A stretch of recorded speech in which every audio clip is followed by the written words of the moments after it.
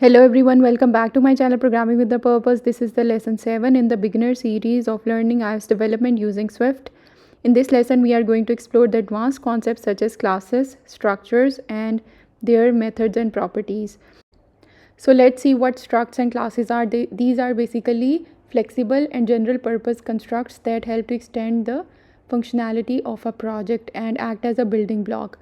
So their similarity includes they have properties, both have methods, they have subscripts to access different properties and their variables, and both have their own initializers, and both of these structs and classes supports extensions that can help to improve or extend their functionality, and both conform to protocols. Now classes have somewhat more complex structure and are more advanced as compared to structs. So what they have different is we can introduce inheritance into the classes to basically manage the relationship between classes. We can also show type initializers, add to them classes. Type casting is also available in classes, where we can compare and manipulate their types on runtime, and they contain more than one reference to a class instance in case of a class, but in a struct we have only one reference to an object, because structs are basically value types. Now here I am showing you how you can create a struct. So here the struct keyword is used. After that we are going to name it with person. Then there are two variables that are introduced. We have set their initial default values. Now I am removing the values and setting their type. If you do not want to set their initial values, you need to set their types. So this is overall the struct of a person with name and age as string and int types. Now here I am going to show you how you can write a class for a person class. Both of these can be defined in a single file. We are going to here mention a variable name which is of type string, and a variable age of type int, and a date of birth of type date. So here you can see that it is asking us to give an initial value or create an initializer. So we are giving here the initial values. If you do not give the initial values, you need to write an init method here. So here I am writing an init method with the name and age that is set to self.name and self.age. Now I am creating an object of a struct which is person, and you can see that it is telling us that missing arguments name and age. This is because they are not initialized in the struct. If they are initialized, that error will be removed. But here we are basically not specifying the initial values inside the struct and passing it in the constructor. So this is name is Ali, age is 25. So here I am printing person.name. This is how we can access the property by using a dot operator. So here I am creating a person instance, and with a person class, name and age we need to specify here. If we do not specify, it will pick up the default value, but here we are specifying the value which is David and age 14. Now here we can again print both of the values using this person instance. So the name is printed. So this is how we are going to create classes, struct, their properties, initializers, and how we are going to access these properties. So this is the basics of classes and structs here.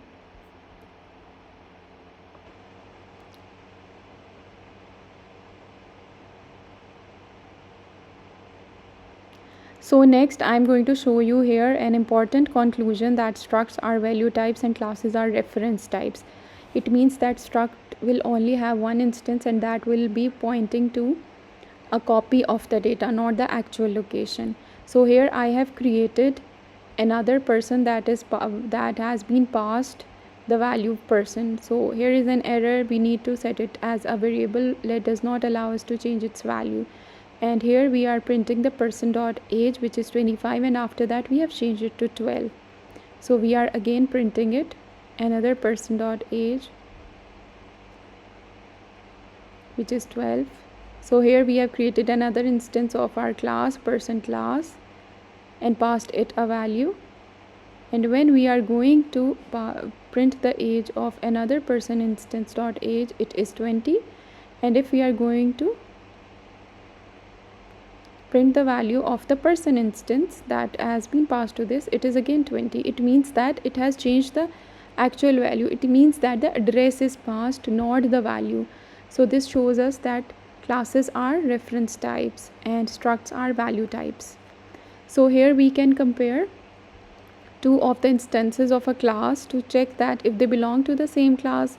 So we can print that they belong to the same class, and the operator being used is basically 3 is equals to. 2 is equals to can be used to basically compare two values, and it is going to compare not only the values but basically the type of the variables is same, they belong to the same class. We need to use 3 is equals to there.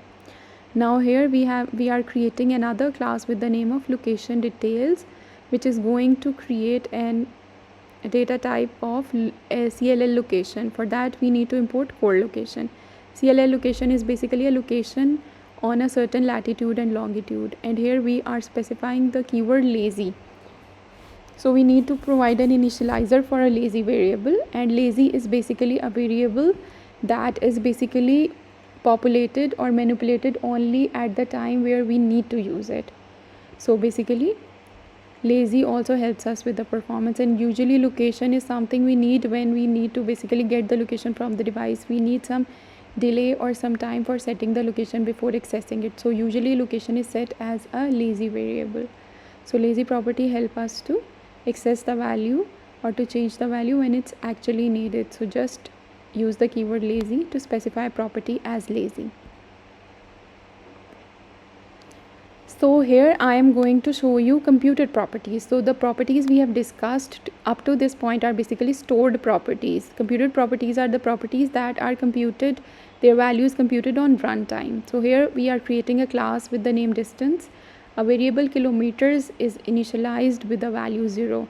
We are passing it a value meters with a getter and a setter. Getter is basically multiplying kilometers by 1000, and a setter is basically manipulating the value being passed to the setter divided by 1000 and passing it to our variable kilometers. So here I'm going to show you how we are going to initialize this class. So here we have created a variable with the name of dist. Dist.kilometers will print the kilometers we already have, which is 0 in our case at this point. So here we are going to write to the number of meters, and then we are going to access the value of kilometers. So here I am passing the value of distance.meters is equals to 2000. So it will be converted into 2 kilometers, which is printed. So it means that our setter is working and our getter is also working. So here I am also getting the getter value of distance.meters, which is 2000 that we have passed. Now if I have set basically disabled the setter, it means that the setter is not written. It means that the value of meters is read only, so we cannot write to it. So a computed property which is read only cannot be set because its setter is not mentioned. So if we try to set it, it is going to give us an error. So we can use this to basically prevent a value from being written accidentally. So here we have basically shown you the stored properties versus computed properties and read-only computed properties. Now let's discuss property observers. We are copying the class distance, and I am going to show you what are property observers and how they will work. So here I am basically uncommenting this getter and setter, and I am going to add the property observer to my variable kilometers. So there is a keyword will set and a value is passed. Will set is going to set execute a certain functionality before setting the value of the variable, which is kilometers. So this is basically before setting the value, and there is another keyword did set, which is basically called after the value is set. So if the kilometers are greater than old value, which is a reserved keyword, then it is going to print something, which is basically added kilometers. Okay, so it has added this much kilometers to the older value. Okay, so this is how will set and did set work, and I am going to show you how it is these values are being printed by calling this class. So let distance is equals to distance. I have created an instance of the distance. Distance.kilometers is equals to 2. So here I am setting the kilometers to 2. Okay, so the value is set to 2. So setting kilometers to 2 is printed, but the did set is not printed because the value is not greater than the previous value. But now the value is greater than the previous value, so the did set functionality is also executed. So this is all for the property observers. So this is all for the lesson 7 in the series. I am going to create another lesson for the classes and struct methods as well as for the property wrappers. I hope you're enjoying this series and learning something from it. Do post in the comment section if you like or dislike something. Also share it with your friends and subscribe to my channel. And stay tuned for the further updates in this series. Thanks for watching.